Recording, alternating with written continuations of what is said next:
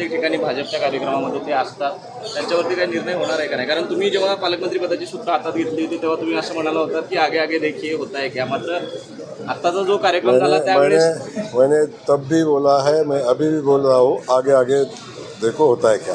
मैंने तब भी बोला है, मैं अभी भी बोल रहा हूँ, आगे आगे देखो होता है क्या. मैंने तब भी बोला है, मैं अभी भी बोल रहा हूँ, आगे आगे देखो होता है क्या.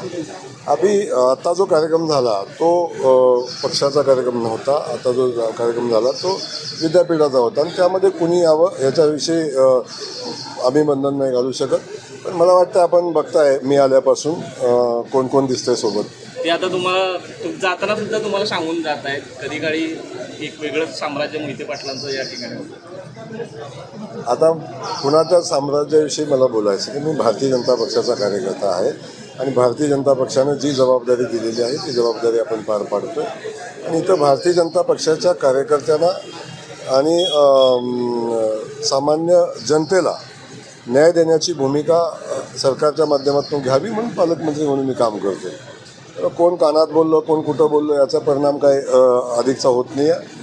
आम्हाला जे काय पाहिजे जनतेला काय पाहिजे हे आमच्या कानात व्यवस्थित आहे आणि त्या अनुषंगानं काम चालू आहे.